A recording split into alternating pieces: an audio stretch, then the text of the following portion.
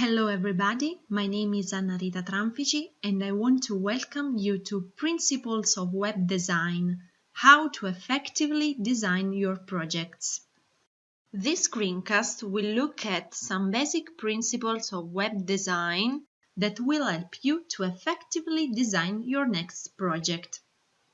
Web pages not only have to look great, but also be easy and intuitive to navigate and work across a wide range of devices and browsers. That's why the interface design is crucial to the existence itself of the website, and the designer can make a big difference with his work. Content is as important as the design which supports it, if not more important.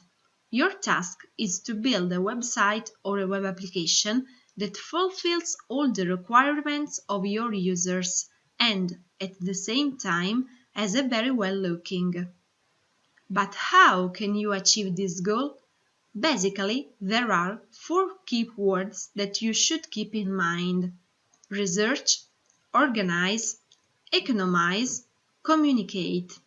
Let's discover all of them one by one. Number 1. Research. First of all, spend time on surveys and research, which in return help you choose the best option for your target audience.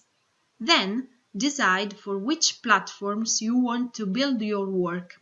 Mobile devices users have different viewing habits than those of PC users, and they are going to spend even less time on a smaller screen. Number 2. Organize. Your information about products and services needs to be concise and straight to the point. Users don't read, they scan. They tend to divide the content area into digestible pieces of information. In this sense, white space helps creating well-scannable layouts which give the content a dominating position it deserves. Often, they don't read all the content, but search for something interesting, useful, or clickable. If the new page does not meet users' expectations, they simply leave the page and search for alternatives. They follow their intuition. They do what they feel to do, without reading the information a designer has provided. This leads us to the first law of usability expressed by Krug. The web page should be obvious and self-explanatory, with a clear structure, moderate visual clues, and easily recognizable links that can help users to find their path to their aim. When visiting a website, visitors should be able to get it, what it is and how to use it, without having to think about it. In other words, it needs to be self-evident to the point that someone with absolutely no knowledge of what you do can understand in a matter of seconds. Making people think when they land on your website saps their mental energy to continue. If your website is hard to navigate, it won't take very long for someone to get mentally exhausted and leave. Many websites contain things that do make us think. Cute or clever names are typical culprits, along with marketing-induced names, company-specific names, and unfamiliar technical terms. Links to buttons that aren't obviously clickable is another source of questions. Rather than providing another checklist to follow, Krug says you should simply understand the basic principle of eliminating question marks. If you do that, you will be well on your way to make a very user-friendly website. In mobile design, there are no intuitive interfaces. There are only interfaces that are familiar, and once familiar, they become intuitive. When you surf the web or use mobile apps, they usually have more or less the same look. Sure, they differ in layout, style and colors, but you expect to see common patterns. For example, to find the main menu at the top of the screen, a search box in the top right corner, and so on. The layout is typically the result of conventions and trends of a given period. Icons and symbols are no exceptions. They are examples of visual conventions we get used to, that become the obvious way to indicate objects or activities. Every day we face lots of icons that, in the course of time, have become easy to associate with something specific. Where should I start? Can I click on that? Is that the menu? Are all questions you don't want your users to ask themselves. What you have to do is to try to reduce the memory load of users by presenting familiar icons, actions, and features. Recognition rather than recall is the key. Number 2. Organize. How to achieve this goal? With a very good organization of your design and content. Tip number 1. Keep your user requirements minimal. The less action is required from users to try a service, the more likely a random visitor is to actually try it out. Let them play with the service, discover it, and not share their private data, with forms to fill, for example. Tip number 2. Manage users' attention with eye-catching images, text in bold, hints to guide their orientation. Remember, they don't have to think, they have to act intuitively. Users should see clearly what functions are available and feel comfortable with the way they interact with the system. Tip number 3.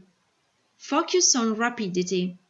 Users want to find what they are looking for and get out within a matter of seconds. This means that you have anywhere from a fraction of a second to a couple of seconds to convince them that your website is the place that they need. Remember that a great deal of the loading speed is determined by what you put onto the site, and everything that you add is a direct addition to the loading time. Help users to easily recognize the navigation, header, content area, and footer so that they can easily visit your website with no frustrations. Tip number 4. Try to reduce the memory load of users by presenting familiar icons, actions, and features. Use clarifying text or mouse-over tooltips to describe the functionality of icons which may be unfamiliar. So, we can say a big no to long text blocks without images or keywords marked in bold or italics, exaggerated language, clever names, marketing-induced names, company-specific names, unfamiliar technical names. On the contrary, we say a big yes to short and concise phrases, multiple heading levels, visual elements, bullet lists, important messages that can be seen at the reader's first glance. This insight brings us to our third point: economize. Every extra feature, picture, anything you put on the website or interface is one more thing that could go wrong, that people have to look at, consider, possibly use wrong, and convert them from the core thing they want to do. By cutting away things that people don't need, you focus their attention on the smaller amount of information and the smaller number of features. Everything added to the interface is something else users could do wrong or that could get them in trouble. Shaving away stuff owns design, said Dr. Jacob Nielsen, usability expert. Number 4. Communicate. The design of interactive products requires effective communication with end users. The product's interface design has the task to show users what features it offers and in which way they can use them. So, we can say that each designer's work has to educate, engage, and enable users to interact with the service through interface design. To have a good communication, tells a story, focuses on the big idea and make it the point of your story, stays simple. To sum up, 3 standard features to keep in mind to develop a user-friendly website or application interface. Firstly, your target audience. A company has to keep a specific target market in mind when developing different services for different devices. Each application user interface needs to be developed to accommodate both devices and the people that use them. Secondly, try to offer your users a higher quality and a higher simplicity. Lots of navigations and buttons, bright colors and excessive graphics are all factors that will contribute to the appeal, but the user-friendliness of the application can be reduced. Finally, I suggest you to focus on these elements. Font size, simple and large enough to be read, but not too large as the user does not want to navigate sideways across the screen and make the page too long. Images, few and well chosen. Lists and drop-down menus.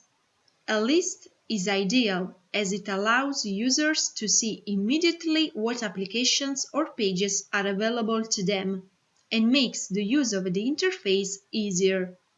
Drop-down menus should be avoided as they can create complications with navigation and they are not ideal in the use of user-friendly interfaces. Icons. All user interfaces should have icons.